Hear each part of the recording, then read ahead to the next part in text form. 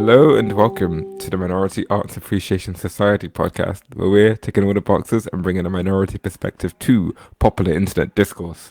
Today, for our Switcheroo, I'm Josh. I usually lead the music discussions, but today I'm leading a couple of film discussions. My pronouns are he and Hell him. yeah. Very exciting. I'm Tilly. And as implied, I'm usually lead the film discussions, but which has been handed over to Josh. My pronouns are she and her. So Yeah, what film are we talking about today, Josh? today we're doing Popstar, Never Stop, Never Stopping, which is an amazing It's title really for a funny. film. It's a It's very just a funny very title. is a very good bit, just that title. And this is part of a duology of looking at this and Inherent Vice. I wanted to start with Popstar, even though Inherent Vice came out before, just because I think doing a couple of really heavy films. I think the next two films we're doing, like I've seen a French Dispatch, and it's one of those where I walked out and I was like, this is gonna be work to like have a Unpack. good take on the French Dispatch. Like that's a dense film. Like that is Oh like that's like no. being in a book club and everyone, you've been reading like, like YA fiction and then suddenly someone like busts out some like James Joyce and it's like, all right, this is this week now. And you're like, oh God, I have to really do some brain power here. Uh, Yeah, because it's about literature magazines, isn't it? Or is it about like carrières du cinéma? yeah, it's an it no, yeah, you're right. It is about like journals that are literary, where it's like Yeah. essays and intellectuals writing articles on stuff. Mm-hmm. Uh, Okay. Okay. so it is very much of that ilk. Dense film. But anyway, that's besides the point. And Inherent Vice, which is a bit of a white whale film, I think, of Mm. based on a You've Pynchon been novel. teasing this for It's the only for a while. successful Pynchon adaptation, uh, and it captures the spirit of Pynchon. Where even though Inherent Vice is probably the most simple Pynchon novel, it's still like incredibly convoluted, dense, and confusing plot wise. Uh, he's Hmm. notorious for as an author. So that's gonna be like, I think that's gonna be hard. It's gonna be a challenge for us. So I thought Popstar would be a real breezy, head empty. I'm actually really grateful. I'm really grateful because I watched this today and I was like, this will be really easy to talk about. And not just be not the conversation will just be really simple, but just it's just a very easy film to talk about whether or Yeah, not you like it or dislike it. I think it's really easy to articulate why. I was thinking about it today, and I was like, what is Popstar about? And I was like, Popstar is a parody of pop documentaries. Yeah. I was like, yep, Yeah. I got it. I did it. That's all the thought that was required, and it felt really Yeah. good. And also, I don't think we've done a film like this on the pod, like a No. genuinely broad comedy. Yeah, I was think Um, it was that occurred to me when I sat down to watch it. I was like, wow, yeah, it's a good thing for us to cover because yeah, we've never done something that's just it's pure intentions are comedy as well. Like let alone we've never talked about a niche comedy. We've never talked about just a straight comedy, let alone like a niche comedy or anything like that. Any film we've ever talked about that's funny always has something else going on with it. Like Life Aquatic, yeah, like has a lot of comedy to it, but it's not. I wouldn't. If someone was like, "What genre is it?" I wouldn't be like, "It's a comedy." I'd just say it's a Wes Anderson film. And the same with like Velvet Buzzsaw, which is probably the only other film we've done that's like trying to be funny. Uh, mm. However, it's a lot less I'd still say that's successful. a horror film. Yeah, no, exactly, Yeah. exactly. Also, over the weekend, because this is technically still a Joanna Newsom podcast, we'll try to center our discussion of Popstar as around Joanna Newsom as possible before we have to talk about Popstar. Um, I got the chance to listen to the Have One of Me vinyl all the way through. Aww, that's so lovely. How was that? I was at my friend's house and I saw that he had Ease and Have One of Me on vinyl. That's I was like, awesome.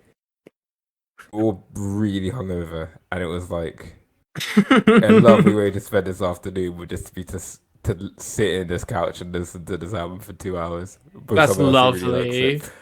And it changed, not it completely changed how I view the album, but like as a social album, as something that two Joanna Newsom fans can enjoy together, the kind of length of it kind of went away. Like interspersed in like conversation and just Mm, vibing. It didn't feel like a fatiguing experience. It was just quite nice. yeah. Was thinking that I honestly kind of want to wait to listen to that album more till I own it on vinyl because I of the length thing. I think it's an album that's better. So I normally listen to music with headphones on, kind of not multitasking, but like I'm normally sat at my desk listening to music when I'm properly listening to it. But I also have a record player now. So that's the alternative. And there is just stuff that I feel like works better that way for me, just because of the other way I listen to music. And I've always thought that it is something that I would want to have more, not as background, but just as something that I feel like is facilitating everything else I'm doing. It's like in the room with me rather than going like direct into my ears, if that makes sense. Yeah, I see what you mean. Like it's very nice as an atmosphere. Uh, Yeah, and it sounds really nice for your nice crispy vinyl sound. So I bet it's that was a good gorgeous. experience. And to bring us to how Joanna connects us to Popstar, Yeah. to by the Lonely Island. Uh, from Andy. Andy did not take a part in directing this, but the other two guys Mm. directed this. She plays. Did you catch her? No, no, I didn't see her. Who is she? She plays the steampunk doctor in the Oh my part. god. Yeah, Oh, in the Bill Hader bit. yeah. I Oh thought this my was a pretty good joke. god. Bill No, Hader that was a good joke. is talking about being a flatliner, and it's such a strange thing to bring up in an interview about like taking care of guitars. He just starts going off about how like he likes to bring himself to near death and then come back, Yeah, and he yeah. has to go to these underground steampunk doctors. It was like a weird bit that was snuck into this film that is in no way contributing to making a parody of a pop star documentary.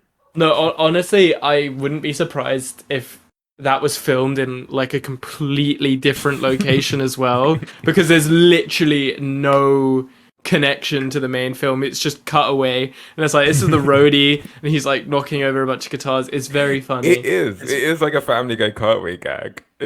yeah, no, it really is, and it's. I feel it was very. I don't know. I liked I liked that kind of humor a lot, where it's like this is it's well, the joke is that they're making the joke at all, really. Like Yeah. it's anti-humor. It's like what are we really even trying, like how is this even really funny or attached to anything? No, I thought it was so funny. Yeah. I guess to move on to the film. I did think this would be challenging for the podcast format. I found like Mm, looking back at the films you've done, I find we have a really easy time talking about like horror. I don't know why, but the structure of horror really lends itself to like the podcast. yeah, I And, get that. I do and get on it. yeah, Honestly, I'm pretty confident with talking about this film. Like I yeah. really came away from it like I know what I think and I know exactly why. And yeah, so I'm ready I'm ready and raring to go. I'm hyped. Especially I because of the mm, Lonely Island thing and our mm, backgrounds with that. But everyone has history with Lonely Island, I feel like if yeah. you were on the internet in the early 2010s. Yeah. I felt like this is a weird film where I don't think I like it, but I also don't dislike it. Okay.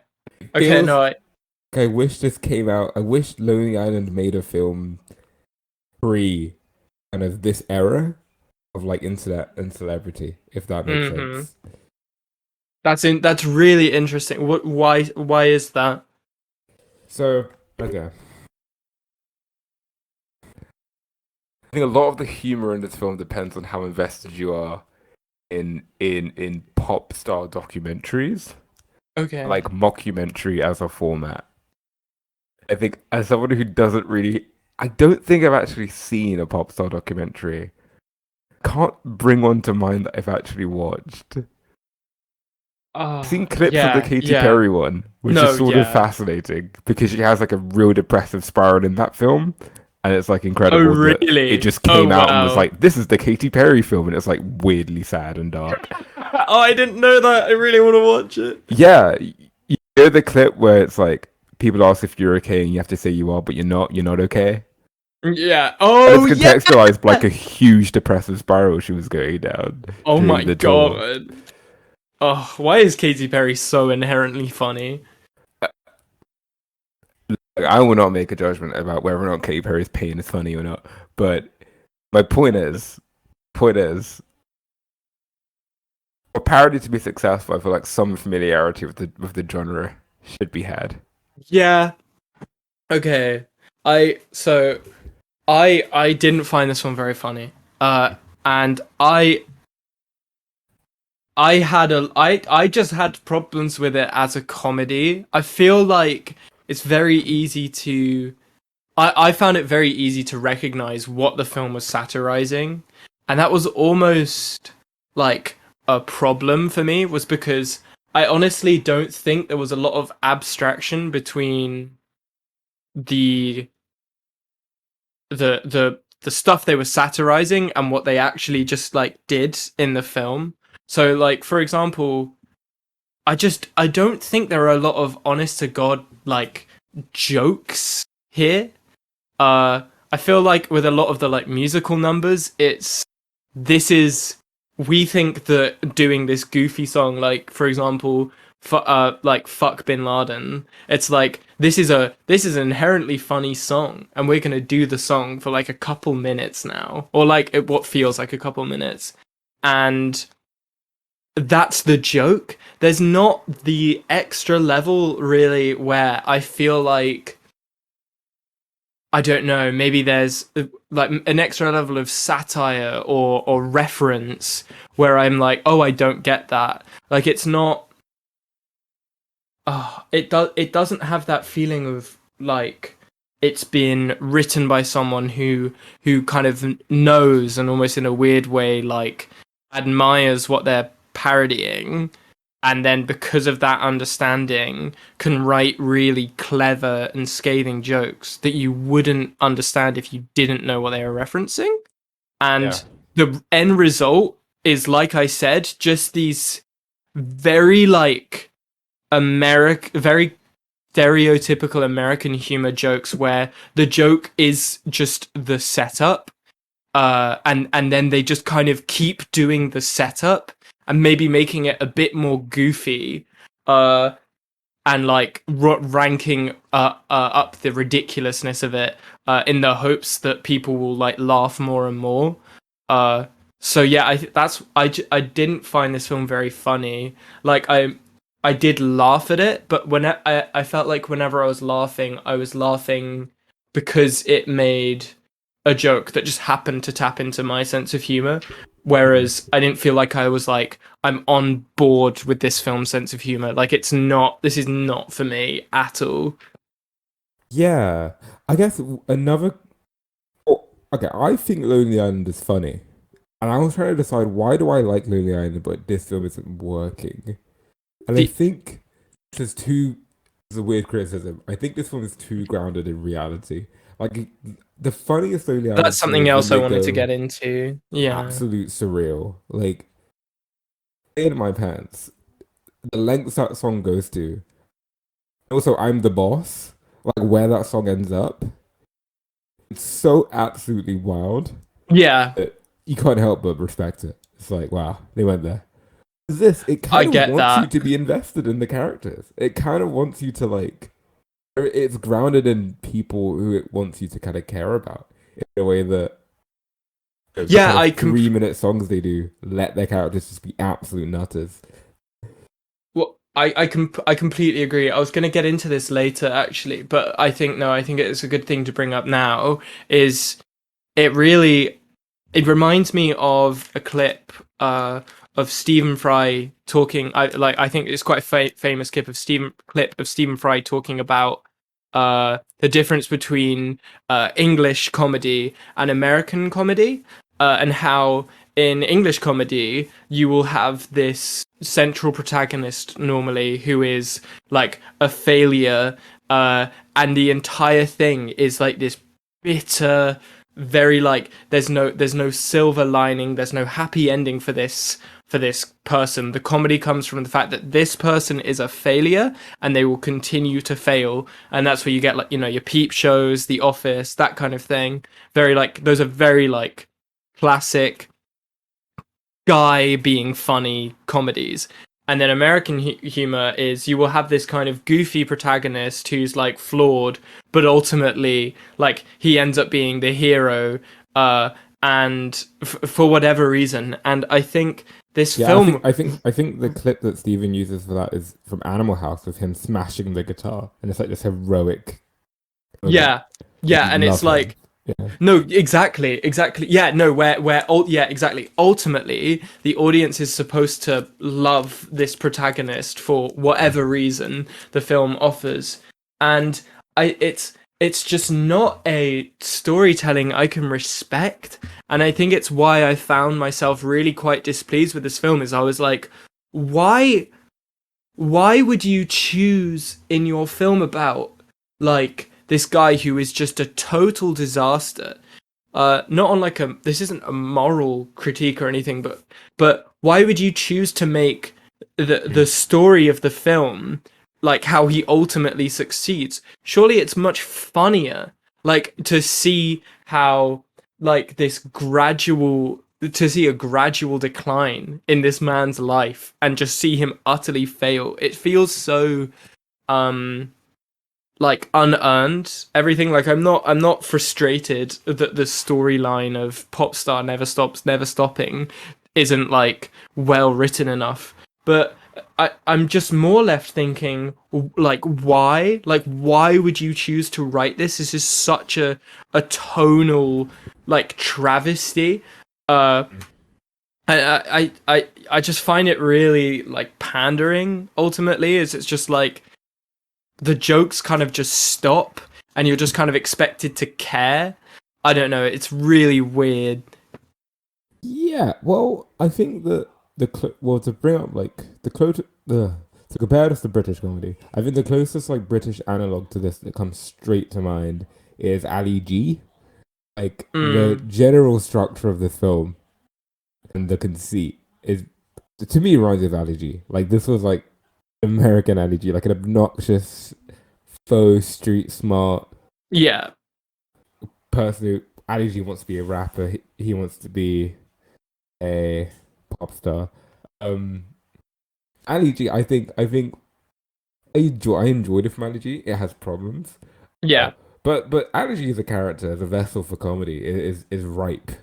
Yeah, it's a He's very so pathetic and like delusional, um, genuinely weird, yeah. kind of as a vessel. I don't think that I don't think the Connor's a good vessel for comedy. I don't love Kid Connor. I don't think he's a funny entity, if that makes sense, which you kind of need for a film like this to work. No, yeah, he's not inherently funny, but also I feel like imagine like I think for example Four Lions is a film about like I think about a group of idiots who are ultimately kind of lovable. But I think at the same time if Four Lions ended with them all sailing off in the sunset, I'd be like, what? Like that would just be a disaster of writing. And I think it's not so much a problem I have with the film, but I think ultimately it speaks to the kind of low comic aspirations of this film, really. Like that is really the vibe I get from while I watch it. It's it's not meant like my problem with big American comedies like this is it feels like such a like 2013 like England better than America discussion, but they really aren't interested in the like nitty gritty. They never want things to get too like consequential or weighty. And it kind of creates this feeling of like protectiveness around their characters. Like, the film doesn't want you to really like think that this person is a piece of shit.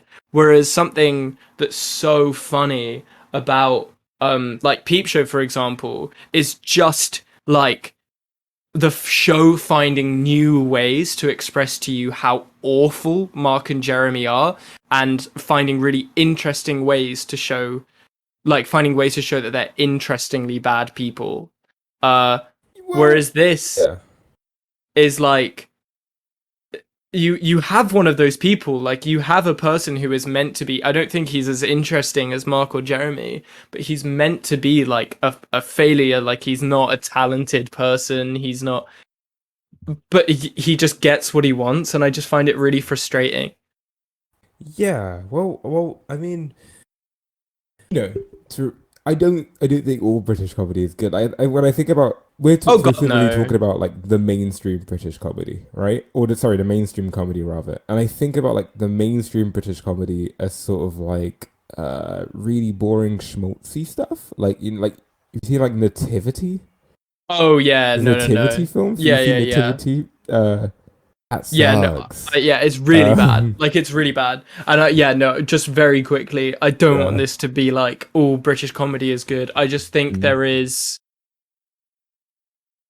there's a lot of good examples of Oh, the type of yeah. character that this film is doing, just Yeah. done, executed a lot better. Anti-comedic hero, like the Yeah, anti-hero comedy thing. yeah, Is what exactly. it's going Yeah. for. Yeah. Where the sun shines, right? Where the sun Mm. shines for me. Jolly pull something positive out of this. Is the jokes about the side characters. I They're allowed to completely just be agree. pure jokes. Like I think Justin Timberlake's character in this is really funny. There's a scene of him passionately cooking for the main character and saying, I just gained so much satisfaction from seeing Connor enjoy my food. And there's a shot of Connor looking really bored and like absentmindedly eating like a piece of carrot. And then Yeah. Justin Timberlake like staring through the window, like in the background, like a sicko. And that's a very good joke. And I think what makes that work is it's doing a consequence sort of thing. Whereas Connor Yeah. can never get too bad. He has to stay kind of on the pale. Otherwise, we won't care This about is his arc. Whereas JT's it's character is exact allowed to be like a complete weirdo. That's exactly what I'm talking about. Like, why would you want to care? Like, why should we want to care about his arc? But I completely agree. Like, there's loads of side stuff in here, especially in the first 30 minutes, that I found really funny. Like, Yeah. um, ASAP Rocky's Crunchables. That is a very good joke. I think that's the sense of humor of the film that what really worked to me was Mm. just when it committed to just being like genuinely weird, but I in a really very like subversive way. Like, it feels Seal like there's killing a wolf and saying, "Where do you think I got these scars? I've been through this before." Pretty good. Pretty into that. yeah, I thought that was funny. I don't know how I feel about the writing. I don't like of this joke, probably. I don't, but the joke where Maya Rudolph's character just says the N word, and then someone in the group just goes, "Damn, just hardy R and everything." Like, that was, I thought that was really That made me funny. laugh because that was well observed. It was funny because it was edgy, but it wasn't too edgy, and also it was very like on brand for that character, like this type of corporate person who like, Yeah, regardless of their like, identity coding, it's impossible for them to like speak this language. Like they're so inherently that is like an interesting joke that exactly. is well observed and makes you think a little bit. Yeah, and it was. I think that's the stuff that I really liked about this film. Mm. I do. I think I want to go back to Connor, and yeah, I just really think he's one note. Uh, Yeah. he's really, really bored. Like, he is if you took the first 30 seconds of a Lonely Island song, and like, because like you said, in a Lonely Island song, it's really the last minute where shit goes crazy, and it's like if you took those first 30 seconds and made a feature length film out of that Mm. person, where it's just like in every comedic situation he's in, I know exactly what he's gonna do. Uh, like I know exactly how Andy Samberg is gonna play off of this, and I just yeah, I'm really really not into Andy Samberg as a comedic performer as well. I think there is this like there is just this like intention, this just like really blatant intention of trying to be funny with him, which I feel like really undercuts a lot of humor that he does. He reeks of like trying to be funny whenever he delivers a funny line. It's what really kills Brooklyn Nine-Nine for me, is just like, oh god, I know you're doing a joke, man. You don't have to like, oh god, I hate it. It's really hard to articulate, but I just don't think he's a funny guy. Yeah, I find him very good in Lonely Island bits. Like, Yeah. I think he does very well in that like short form comedy style.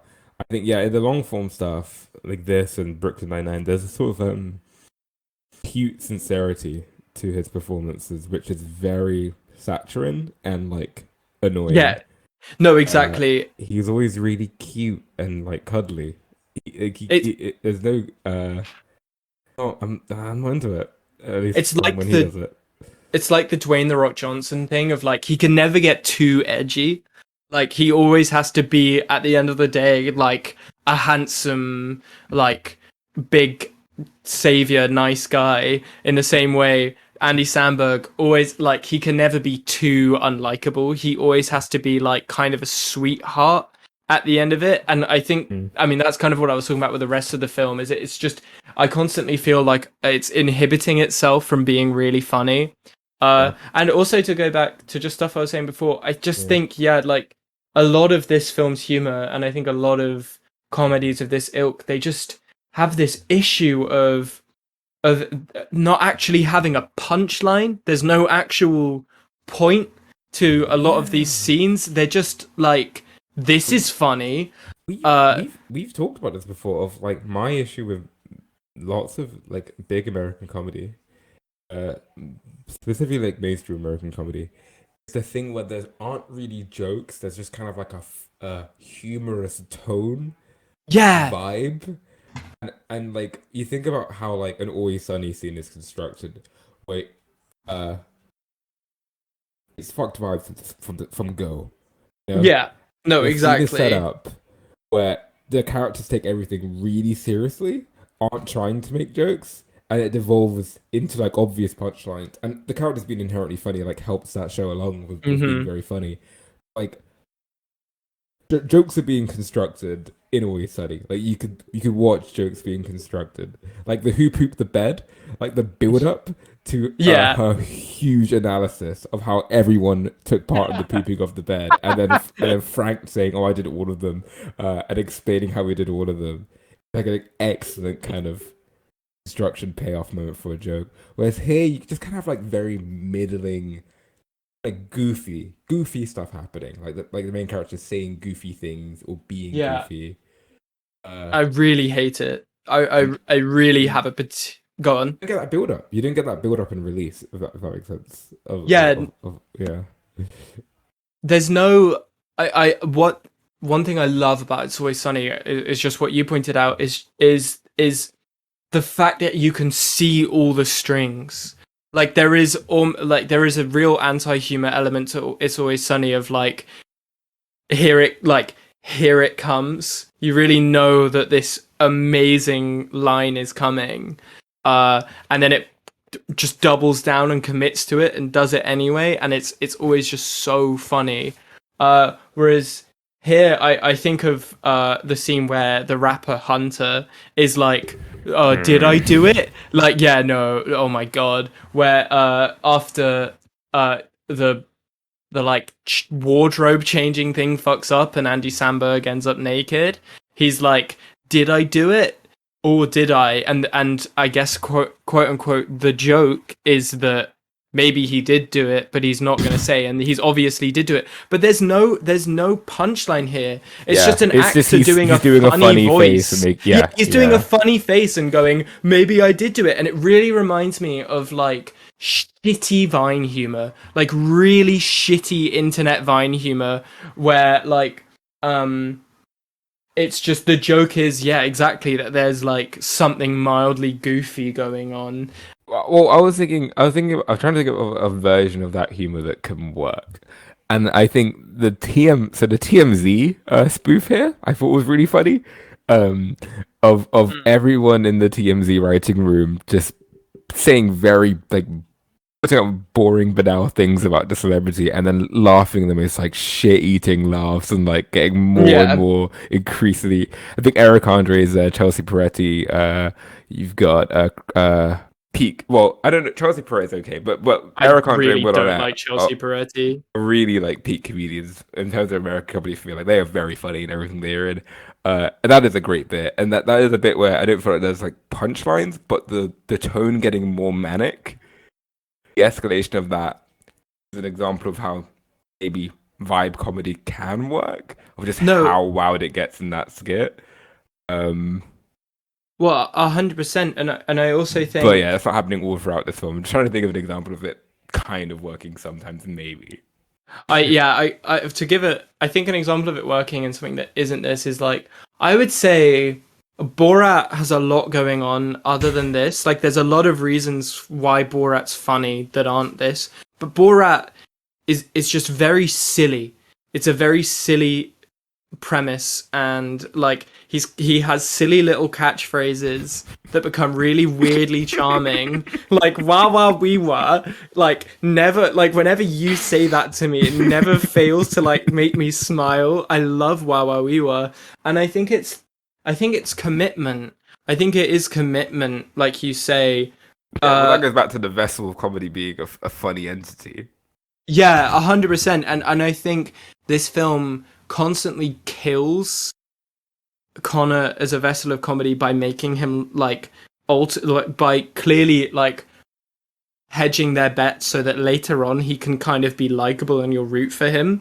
It never You're never meant to like Borat. Like you're never, well, I kind of Well, you know. Borat's working on a meta level where, for example, Yeah. when he's in the van and the people start saying really weird, like American nationalist stuff, you Mhm. can kind of see Sacha Baron Cohen getting a bit concerned, like what's happening, and it's a Yeah. slight breaking of character that like adds. That's the way in which you care about Borat is caring about Sacha Baron Cohen not getting murdered by nationalists, Yeah. and that's like the tension there. But yeah, you're right. Borat himself is never meant to like cry when he Yeah. gets his dream of meeting the woman from friggin' Pamela Anderson. Pamela Anderson. Yeah. Yeah. Like um, completely.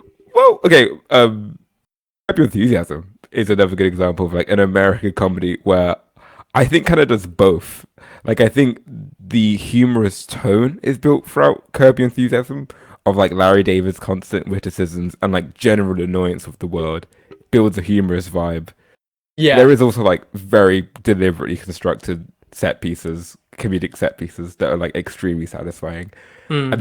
but again, that's another character who is like a shitty person, but because it's so close to Larry David, you're not meant to hate him. He is very Larry David. It's just Larry David doesn't ask you to like love him either.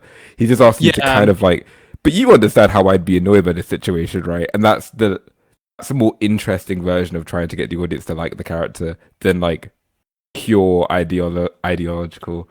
Isn't he a great guy actually? And Yeah. he Isn't can he a make it in as sweetheart a pop after star. all? Yeah. Yeah, it's really weird. Like I do just ultimately think I don't understand how you can set out to write a parody of pop star films and end up writing kind of an ironic story about how, like, about this talentless hack succeeding. And it that, as I say that, it kind of sounds like I'm saying, like, well, the point of the film is ultimately like, oh well, look at all these talentless people succeeding. It really doesn't feel like that. It really feels like it betrays its own premise. Like, Like, you're Yeah. really meant to root for them getting back together. You're meant to want these talentless hacks Well, to like join and do the funny thing, which is really odd. Like, I just think that's such a bafflingly silly writing decision.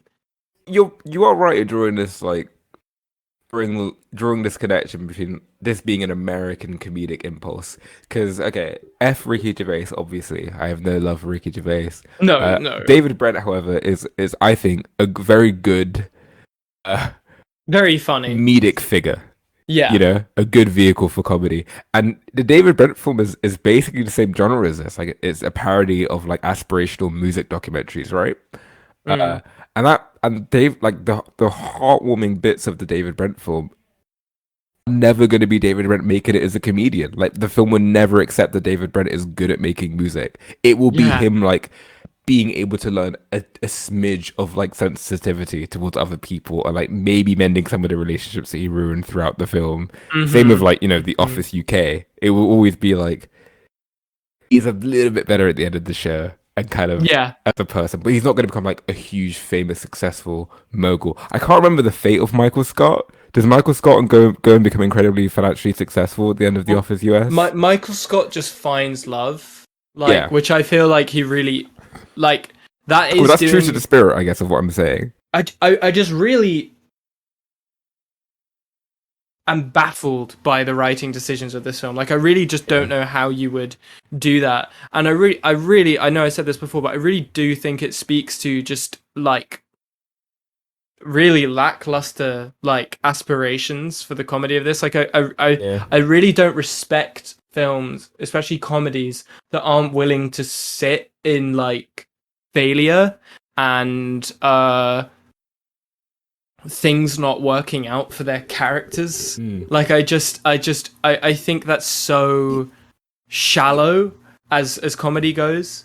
The only American comedy that straight to mind that I could think of that is, in my opinion, profoundly funny, but Mm. also has these heartwarming moments of caring about the characters is I Think You Hmm. Should Leave, where every skit is centered around people who aren't bad people. They're just extremely weird and like don't fit in. And the comedy arises from this kind of tragedy of them like trying their best to like explain themselves to people or connect to Mm. people, but being so too fucking weird. You know what I mean? And Yeah, no, I know there's exactly what there's you're a talking great about. bit right about this guy who's holding the baby, and the baby keeps crying. He's holding him, and he's explaining that the baby keeps crying because I used to be like a real piece of shit. Yeah, that's why the baby keeps crying, and he's explaining like in vivid detail, like you know how obnoxious he used to be, and it's like, extremely funny. And at the end of the skit, you know, he holds the baby, and the baby smiles. It's like, see, the baby's smiling. People can change. Used to be a piece of shit. People can change. And it's like a really beautiful moment. Like I choke up at that. And I don't know why that I don't know why that is both very funny and warming. That Yeah. works. Again, maybe it's a thing of liking the guy and him being a good vessel for comedy. I do not And care about I the lead pop star of this film, but I want the sloppy states guy to like get the baby's appreciation. And even then, think maybe it's like a that is such a weird specific outcome versus like becoming a successful pop star. Like I don't know why does that work for me and this doesn't work for me. I think it's a knowing silliness. I think there is such a separation between this film's story and its jokes. Like, because all of the comedy, I think it's such a weird writing decision that their music is genuinely like good, and he just wrote a Yeah, second that people like the it. second that people like it. Like there's too much focus on how their old music was good and not just shit that sold well. I'm trying to think. The only I've what you said about the songs, complete dissonance between how obviously like comedically the songs are versus how seriously the songs are taken in the universe of the film. It made me think of BoJack Horseman, which I think does a similar thing but extremely well. Mm. There's a character called Sextina Aquafina in BoJack Horseman, who's like a pop star dolphin, like who's like 18 years old and kind of like a parody of extremely young pop stars that you kind of get in this day and age. Uh-huh. She writes a song called "Get That Fetus, Kill That Fetus," where the lyrics are like "I'm a baby killer, baby killing makes me horny" and stuff like that. and it's just extremely like provocative song, and it becomes viral, it becomes a huge hit. And there's a part where like another character is like, "Hey, why is this song so popular? Like, this is really dumb." And Aquafina like very like coherently explains like how the sheer absurdity of the song is both like funny but also like politically radical. Like this like extreme pro-choice stance that the Yeah, song is taking yeah, that is also extremely online and ironic and like within the universe of BoJack Horseman, I completely understand why that song goes viral and why Aquafina becomes successful. Then I see like clear parallels of that between her and people like Cupcake or like Megan Thee Stallion. You know, these kind of yeah, funny joke, but also the universe doesn't break because of the joke. I can still care about yeah, Aquafina. And I do care about Aquafina. She's great. Um, a whereas this hundred film percent. just it doesn't it's not sophisticated enough to kind of construct. A It world. wants yeah, it wants too much. It wants both the goofy songs, but also you to care about the world without the sophistication of tying these two together. Yeah, Anyway, I'd give this like a decent not recommend. Like I can't really be mad at this film. It's a very like normal American comedy. It's just not like particularly good. It's weird. It's yeah, kind of what I expect from like these big budget American comedies. Here it was just really difficult for me to like go where the film wanted me to go. So mm, it is kind of a failure, and it's not that interesting of a failure. I did enjoy Joanna Newsom as a steampunk doctor. Like that is an extremely satisfying that's way to weird and incorporate Joanna fun. Newsom. So that's where I'm at. How about you? Yeah, I think I'm at a decent not recommend as well. Like Josh said, I wasn't too angry about this film.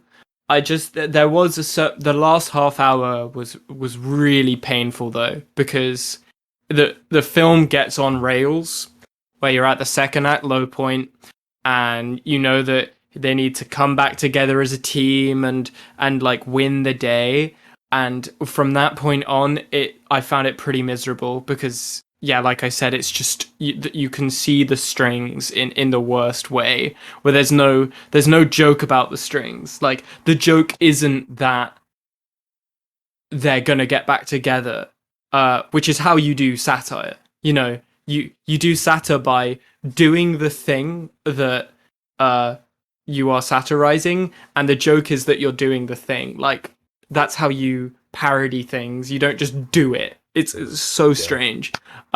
So that was quite difficult. I would say the last thing I'll say is to just to give something positive because I did enjoy the first like 20 minutes of this film overall. Is the part where they get them to turn the cameras off and then bees attack is like definitely the best joke in the film. Like I found that excessively funny because it was a good satire. It was like, you know, it mocked the like clichéness of like, hey guys, turn those cameras off, turn those cameras off, and truly committed to ridiculousness with like this giant bee swarm attacking them, Yeah, and I then did like like them screaming, "It's the Queen," and then a huge explosion happening. yeah, Please tell me you got that. yeah, that was so funny and like genuinely is like that's a great joke. But yeah, overall the film just doesn't have that same like commitment to silliness and also a commitment to actually subverting things. A lot of it is what you see is what you get, and that's the whole joke. Whereas a joke like that, what really makes that work is the lack of expectation. So yeah, decent not recommend for me. Yeah, one of those rare films that's so like inoffensively bad. Like not a good Yeah, film, but really hard to give like I can't do like a case study in how like this is awful. It's just like, yeah, it's not good. And then I move on to my day. So yeah, so sweet. That's the first half of our Joanna Newsom film special. Next week we'll be doing Inherent Vice, in which Joanna's role is much bigger, and hell yeah. we get to work some detective fiction. Uh, Woo! I'm really excited. I'm yeah, really excited. yeah. So I'm super stoked for that. And yeah, we'll catch you next week. Catch you I think next we've week. ticked all the boxes. We have ticked all the boxes. Thank you very much for listening. Goodbye.